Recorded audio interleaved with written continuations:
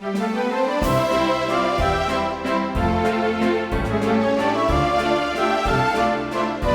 sehat, tapi pun kami dari Rumah Sakit Raden Lampung PKRS Promosi Kesehatan Rumah Sakit memberikan satu edukasi setiap hari Kamis pagi dengan tujuan memberikan satu edukasi maupun informasi kepada pasien-pasien, terutama kepada keluarga pasien dan pasien yang berobat di Rumah Sakit Raden dan kepada masyarakat secara umumnya. Dengan tujuan ketika edukasi diberikan, maka masyarakat akan lebih mengerti, memahami arti kesehatan. Yang mudah-mudahan ini bisa bermanfaat bagi seluruh pemirsa, masyarakat, terutama kepada pasien dan keluarga. Selamat menyaksikan. Saya yakin kita semua nggak ada sebenarnya yang mau sakit, ya. Pastinya ingin tetap sehat. Saya seringkali bertanya sama pasien-pasien yang menjalani terapi hemodialisa, ya. Saya nggak mau bilang cuci darah karena membuat Bapak Ibu ngeri kalau bilang cuci darah. Kita bilang aja terapi hemodialisis atau terapi buang cairan dan racun. Nah, sehatkah ginjal Anda? Kenapa mesti ditanyain, ya?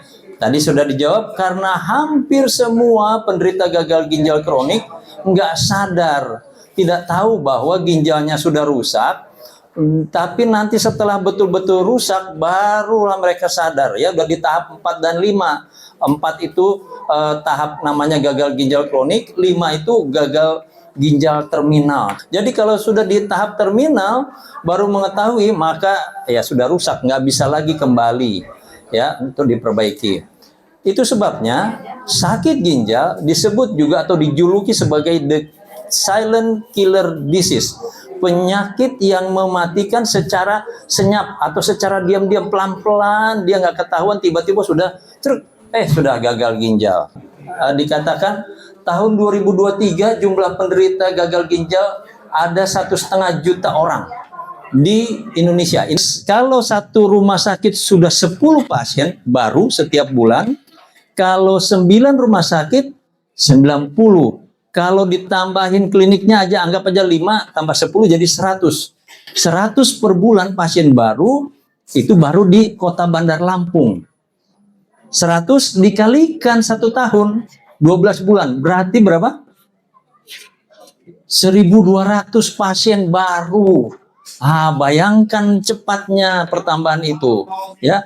Saya berharap bapak-bapak dan ibu-ibu jangan menjadi penderita yang menambah jumlah itu, ya. Jangan sampai. Itu sebabnya kenapa kami berikan sosialisasi atau edukasi tentang ini, supaya kita bisa melindungi kesehatan, sehingga kalau kita cepat memeriksa atau mendeteksi secara dini kesehatan ginjal, maka jangan sampai ada yang kena gagal ginjal. Oke, gagal ginjal ada 2 jenis. Satu, gagal ginjal akut. Yang kedua, gagal ginjal kronis. Yang saya mau bahas gagal ginjal kronis. Kecepatan penyaringan ginjal ini 1 menit itu sekitar 12,5 cc. Atau kalau 1 jamnya sekitar 180 cc. 1 hari dia kurang lebih menyaring 25% cairan yang lewat dari tubuh.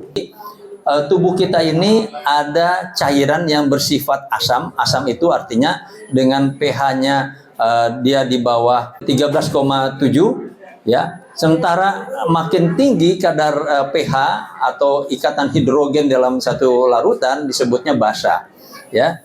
Jadi untuk menjaga keseimbangan asam basa, ginjallah yang menjaganya, ya. Kemudian elektrolit, ada yang tahu elektrolit? Ada yang tahu nggak elektrolit? Oh, ibu-ibu harus tahu. Tiap hari dipakai di dapur soalnya. Salah satu elektrolit adalah garam.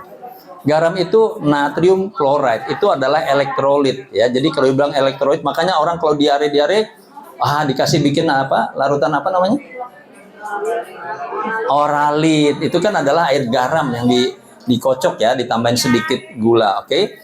Jadi ginjal menjaga keseimbangan asam basa dan elektrolit. Pertama, kedua, menjaga keseimbangan cairan tubuh. Artinya, makin banyak kita minum, pasti makin banyak buang air kecil. Sedikit kita minum, sedikit yang dihasilkan, ya. Jadi kalau banyak yang masuk supaya tidak bengkak kayak orang digelonggongin ya, maka ginjal berfungsi untuk apa? Membuang sebagian. Makanya ada orang yang mau pingsan, ginjal itu akan memproduksi satu hormon yang akan membuat pembuluh darah menciut, sehingga tekanan darahnya naik lagi. Ya, kalau tekanan darahnya tinggi, dia akan turunkan. Itulah fungsi ginjal. Ginjal itu kalau Bapak kepal tangannya atau Bapak Ibu kepalkan tangan, sebesar inilah ginjal kita, hanya sebesar kepalan tangan. Ya, dan Tuhan kasih ada 2 setiap orang. Tapi 2 itu pun kalau nggak dijaga, rusak dua-duanya, maka disebut gagal ginjal kronis. Ya, jadi kita harus jaga ginjal kita karena walaupun kecil, tapi penting untuk tubuh kita. Oke. Apa tanda-tandanya rusak ginjal kita? Kita lihat, ya. Apa tanda-tandanya? Coba dilihat lalu saya ada nggak ya? Gitu ya. Sering buang air kecil. Kenapa kok sering buang air kecil? Oh, karena ginjal tidak mampu lagi menyaring racun dan kotoran dalam darah, sehingga dia akan jadi sering membuang. Tapi ini belum menjadi patokan, karena bisa saja orang yang sakit prostat, dikit-dikit kencing, atau yang kena infeksi saluran kencing, ya bisa aja terjadi seperti itu. Itu sebabnya harus diperiksa dulu, belum langsung ini pasti gagal ginjal, enggak. Tapi kalau sudah mulai sering-sering kencing, padahal nggak ada sakit diabetes, nggak ada sakit yang lain, kita cepat periksa ya. Kemudian bengkak tangan dan kaki, kok tiba-tiba tangan dan kaki dua-duanya ya, bukan cuma sebelah. Dua-duanya bengkak. Kenapa? Karena tadi fungsi ginjal adalah untuk menjaga keseimbangan cairan. Jadi kalau ginjalnya rusak, kita banyak minum, tapi yang keluar sedikit. Kenapa? Karena pabrik kencingnya rusak. Kalau pabrik kencingnya rusak, nggak ada yang bisa dibuang. Akhirnya waktu kita banyak minum, ketumpuk di dalam, makanya jadi bengkak. Ya, ini tanda-tanda. Kalau sudah mulai ada bengkak, kecuali kita perjalanan jauh ya, naik bis, ke Medan ya, naik bis atau naik mobil sendiri pun bengkak kakinya ya, itu wajar. Tapi kalau terus-terusan bengkak, ini yang mesti dicek ya. Kemudian mudah lelah, cepet capek sekali ya. Kenapa ya? Padahal biasa-biasa aja. Ini 3. Keempat, susah tidur di malam hari. Jadi susah tidur ini banyak faktor, tapi ya hati-hati kalau udah ada beberapa gejala, ya kita mesti wanti-wanti, hati-hati jangan sampai. Lalu kram otot. Kram otot ini karena tadi fungsi ginjal adalah menjaga keseimbangan elektrolit. Nah, kalau ginjalnya rusak, maka tidak seimbang elektrolitnya, maka suka kram, tiba-tiba kram kakinya. Ya, hati-hati. Kemudian kulit kering dan gatal-gatal. Kulit kering ini karena penumpukan racun di kulit, akhirnya jadi kering, dia namanya frost. Jadi kayak di kulkas kalau dia frozen ya kan, dia banyak kembang-kembang es. Nah, di pasien gagal ginjal kulitnya kering lalu pecah-pecah. Itu yang menyebabkan gatal. Kemudian mual muntah. Mual muntah kenapa? Karena racun yang numpuk terlalu banyak mengganggu pencernaan. Ya, itu sebabnya menimbulkanlah mual dan muntah. Hati-hati kalau Bapak Ibu mual muntah, jangan sampai dikirain sakit mah. Sakit mah kok, sakit mah. Tiba-tiba pas diperiksa sudah ginjalnya udah rusak.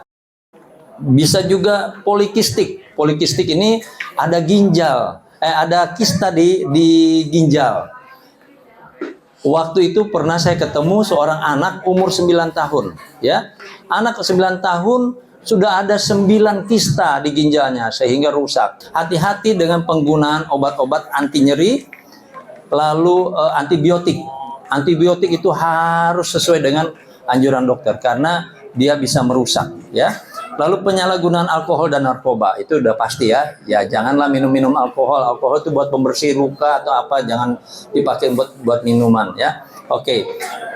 Berapa kebutuhan air Bapak Ibu? Apakah Bapak yang badannya ramping dengan ibu yang gemuk sama jumlah air minumnya? Pertanyaannya gitu. Sama nggak sih? 8 sampai 10? Enggak. Oke, yang diingat begini, caranya supaya tahu. Setiap orang kebutuhan airnya adalah 30 cc per kilogram berat badan.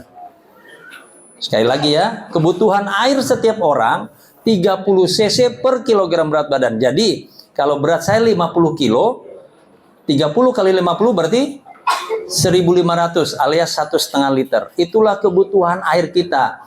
Artinya, sudah dengan makan, waktu makan kita ada kuah sayur, lalu makan bubur, lalu kita minum air, minum karena haus, karena keselak, mau karena apapun, minum air, plus yang dari makanan, plus dari buah-buahan. Itu totalnya kurang lebih 30 cc per kilogram berat badan. Jadi tinggal dikaliin. Oh, saya cuma beratnya 40 kilo. Ya, 40 kali 30, 1.200 cc. Itu totalnya 1.200, tapi bisa didapatkan dari 8 gelas sampai 10 itu berarti kalau 8-nya adalah gelas beling yang besar yang 250 cc, yaitu sudah 2 liter ya, kurang lebih.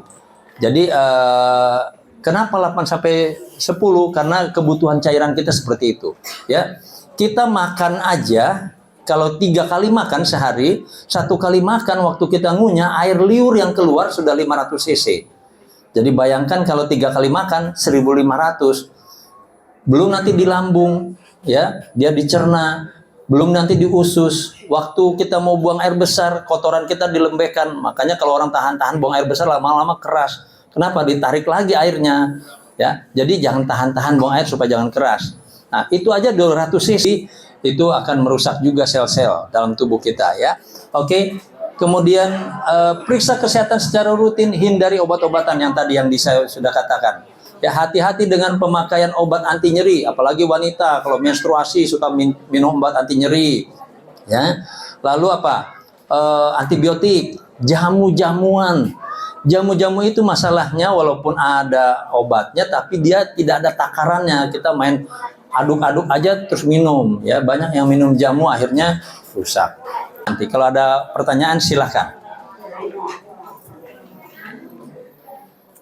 Baik, terima kasih Pak Beni. Apakah kreatinin 2 itu sudah termasuk yang tinggi dan gimana cara menahan biar kreatininnya enggak naik? Oke. Kreatinin yang normal setiap orang ya 0 sampai 1. Kreatinin itu 0 sampai 1. Apa sih fungsi kreatinin? Dari mana dia? Kreatinin itu adalah sisa akhir dari metabolisme protein. Jadi kalau kita makan makanan yang mengandung protein, tahu, tempe, telur, daging, itu nanti di otot dipakai oleh otot kita. Sampahnya dari otot itu adalah kreatinin. Ya, normalnya cuma 0 sampai 1. Dia 99% dibuang oleh ginjal. Oke. Itu sebabnya kreatinin adalah salah satu penanda apakah ginjal kita rusak enggak. Ya, jadi ada 2 jenis pemeriksaan untuk ginjal, yaitu ureum dan kreatinin. Ureum hanya sebagai tanda berapa banyak racun yang tertumpuk dalam badan. Kreatinin adalah untuk mengukur fungsi ginjal.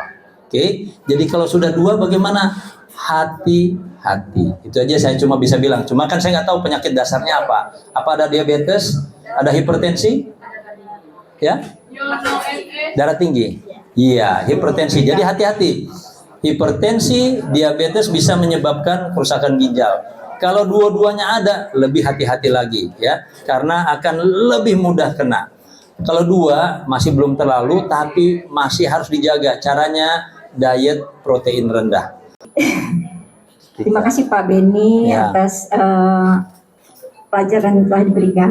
Yang ingin saya tanyakan, suami saya kan stroke, Pak. Jadi minum obat itu seumur hidup, kata dokter.